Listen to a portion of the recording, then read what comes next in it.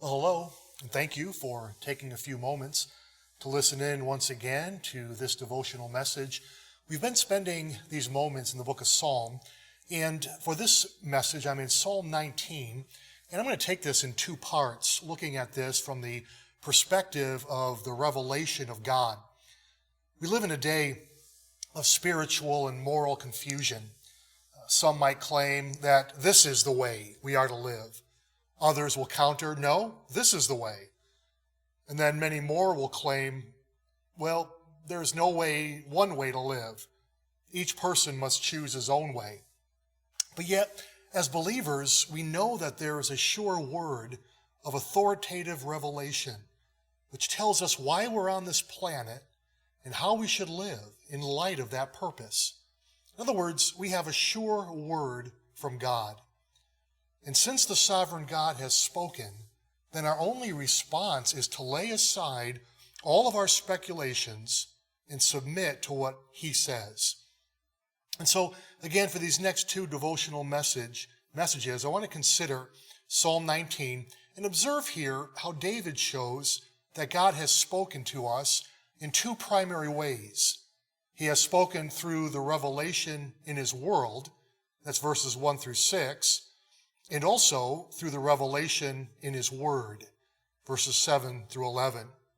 And then David concludes this psalm by showing how we must respond in verses 12 through 14.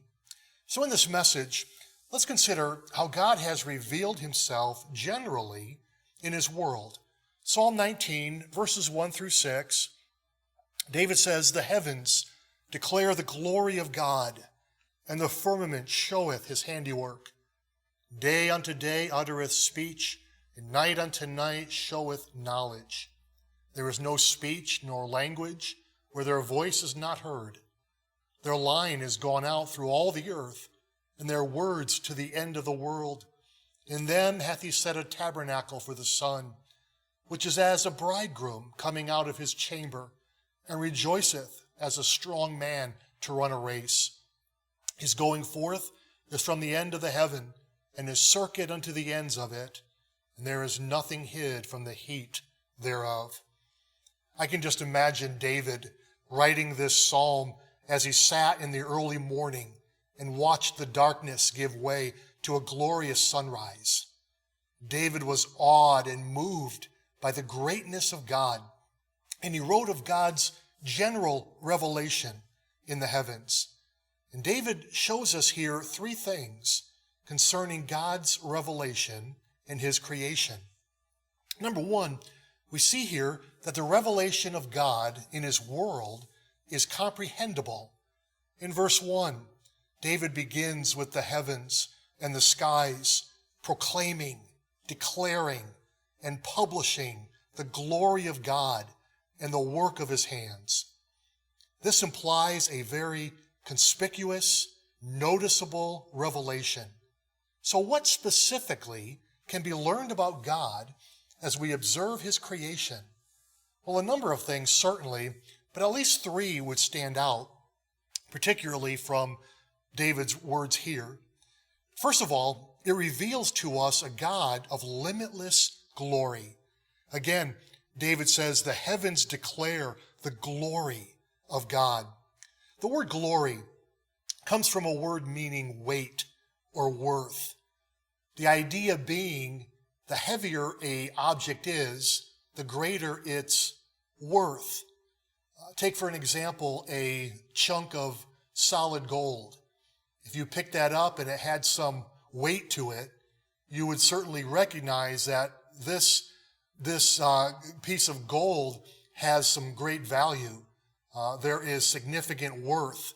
So the idea is, again, if something is heavy, then we can mark it down as being worth its weight in gold, quite literally. So David is saying that we see abundant evidence of God's worth by looking at his creation. We can learn that we are not God and that he alone is the almighty creator. He is the sovereign of the universe. And so we therefore need to humble ourselves and submit to our awesome creator. He is the God of great glory, a God of excellent, limitless worth. So it reveals to us a God of limitless glory. Also, it reveals to us a God of infinite power. The word firmament here refers to the expanse of heaven. David tells us that the skies reveal the work of his hands. According to Romans chapter 1, there is enough evidence of God's eternal power in his creation to cause all men to be held accountable for their rejection of God. The reason people do not see the evidence is moral, not intellectual. The evidence is there. The problem is that people do not want to submit to God as Lord. They would rather be their own God. And so they reject the evidence that is right there before them, just looking up into the skies. Day or night, doesn't matter. You can see the glory of God on display. It reveals to us a God of infinite power and glory. And then third, it reveals to us a God of immeasurable wisdom. And so when we consider the orderliness of the universe, we see a God of tremendous wisdom, immeasurable wisdom. Listen to Psalm 104, verse 24. O Lord, how manifold are thy works! In wisdom hast thou made them all. The earth is full of thy riches.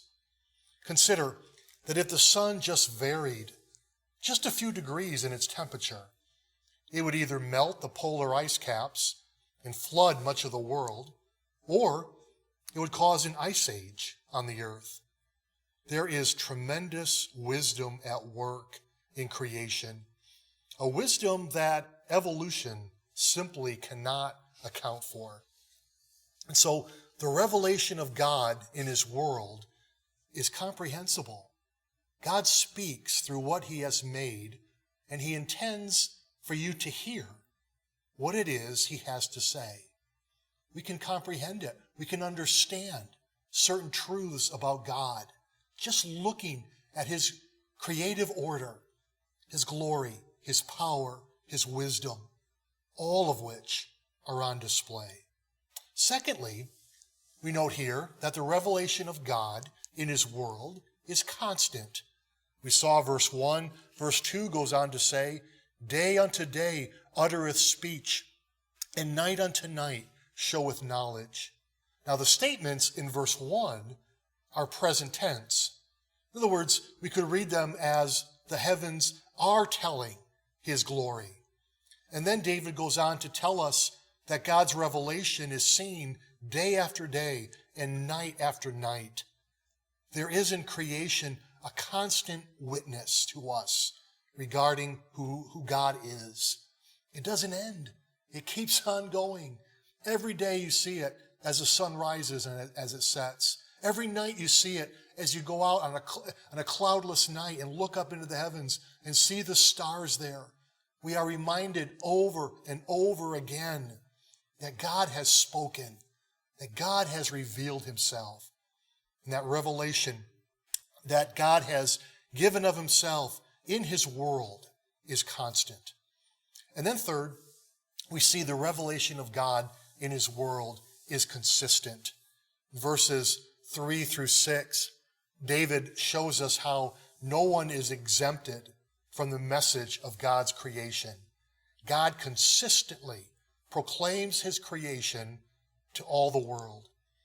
And notice two thoughts regarding this. Number one, we see here that there is no language that cannot hear.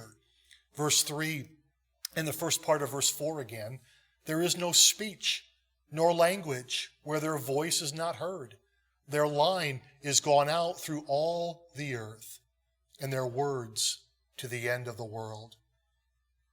Natural revelation is unrestricted by the division of languages.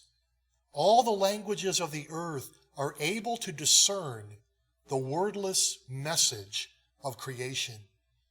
Now, not all the languages of the world have the written word. And so there is a means by which they can understand that there is a God simply through the act of creation. It doesn't need words. It goes beyond language. And that message that is being proclaimed is that this is the work of a designer. And all the evolutionary speculation about the origin of the universe cannot shake loose that message. And so with no words even being spoken, we know that this was made, this was created, this was designed. There is no language that cannot hear, and there is no location that cannot see. Verse 4 goes on to say, in them hath he set a tabernacle for the sun, which is as a bridegroom coming out of his chamber, and rejoiceth as a strong man to run a race. His going forth is from the end of the heaven, and his circuit unto the ends of it, and there is nothing hid from the heat thereof. These verses here are speaking specifically about the revelation of the Son. David compares the work of the Son metaphorically to, first of all, a bridegroom. He speaks of the joy of the bridegroom coming out of his wedding chamber. This represents the radiance of the Son. And then David compares the work of the Son metaphorically to a champion, a runner who is set to run his race, his course. This represents the power of the Son. And so David is saying, in comparison, the sun makes its circuit with radiance and power. It warms all the earth. No location cannot see and comprehend the work of the sun.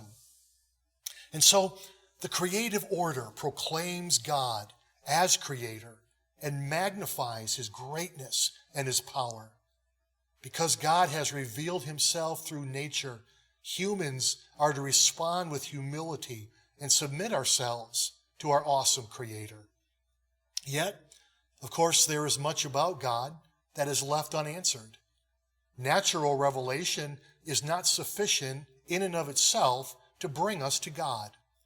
And so God has given to us an even greater revelation of himself through his word. And so in our next message, we'll consider how God has revealed himself specifically in his word. But know this, God is a revealing God, and he desires that we would know him, and by knowing him, to enter into a deep and abiding relationship with him. Imagine that. This awesome, all-powerful creator loves us, and he seeks us for his own. What a wonderful God he truly is.